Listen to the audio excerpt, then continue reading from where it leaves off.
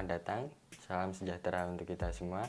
Saya Yohanes Saudian Pradika Putra, anggota dari kelompok 2, akan melanjutkan pemahaman tentang sintakmatik dan paradigmatik.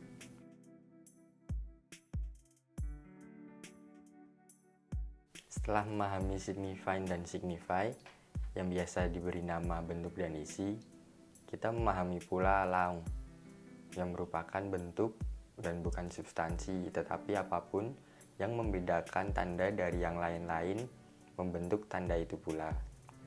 Dalam bahasa hanya terdapat perbedaan-perbedaan tanpa penentu yang positif, tetapi dalam tanda-tanda keseluruhannya kita dapatkan sesuatu yang positif.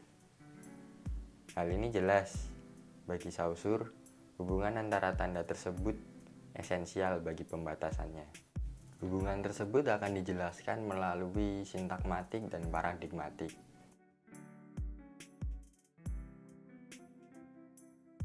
Saussure menjelaskan bahwa suatu tanda berbeda dari yang lain-lain yang mengikuti atau mendahuluinya dalam sebuah kalimat. Tanda itu mempunyai sintakmatik dengan yang mendahuluinya dan mengikutinya. Hubungan ini disebut praesensia di antara unsur-unsur yang semuanya terdapat dalam amanat itu. Namun, suatu tanda juga dapat beroposisi dengan yang lain, bukan karena tanda yang lain itu terdapat dalam amanat, namun karena tanda yang lain itu termasuk bahasa itu sendiri. Tanda tersebut diasosiasikan dengan tanda-tanda yang lain, dalam arti tanda itu mempunyai hubungan asosiasi dengan yang lain-lain. Hubungan ini disebut hubungan in absentia antara unsur yang bersangkutan dalam amanat tersebut.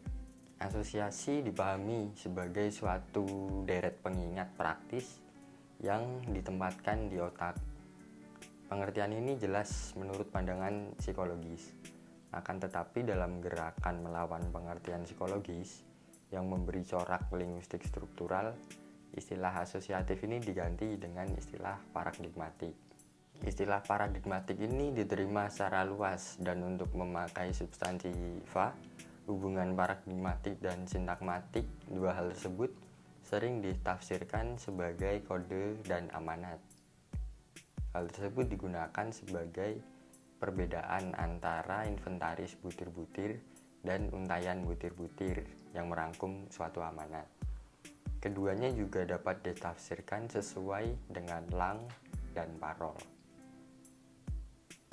Secara praktis, seorang ahli bahasa yang menguraikan suatu bahasa yang tidak dipakainya, itu harus mulai dengan tindak bahasa dan mencapai dasar sistemnya. Jadi seorang ahli bahasa yang ingin menguraikan bahasa yang tidak dipakainya itu secara dasar harus mampu menguasai sistemnya dan memulainya dengan tindak bahasanya terlebih dahulu. Selanjutnya, sangat mungkin bahwa sistem itu tidak kurang nyatanya dari amanatnya. Bahkan sebenarnya baik secara mantiki dan psikologis, sistem itu lebih dahulu daripada amanat tersebut. Gagasan lang adalah objek penelitian yang sebenarnya jelas sangat sesuai dengan posisi Saussure. Hal itu juga diterima dalam teori ilmu bahasa yang menafsirkan lang sebagai kemampuan dasar pelaksanaan pemakaian bahasa. Lang dan paradigmatika, seperti juga parol dan sintakmatika, termasuk bahasa objek yang untuk membicarakannya itu memerlukan suatu metabahasa. Jadi secara ringkas, saya mengutip dari Wikipedia, hubungan paradigmatika adalah hubungan unsur-unsur bahasa yang terdapat dalam tuturan dan bersifat vertikal.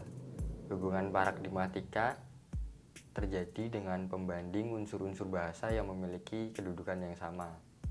Kemudian, hubungan sintakmatik adalah hubungan unsur-unsur bahasa yang terdapat dalam tuturan dan bersifat linear. Hubungan sintakmatik terjadi dengan analisis unsur-unsur bahasa dalam satu tuturan tanpa ada pembanding dengan tuturan lain. Sekian presentasi dari saya, semoga bermanfaat. Terima kasih.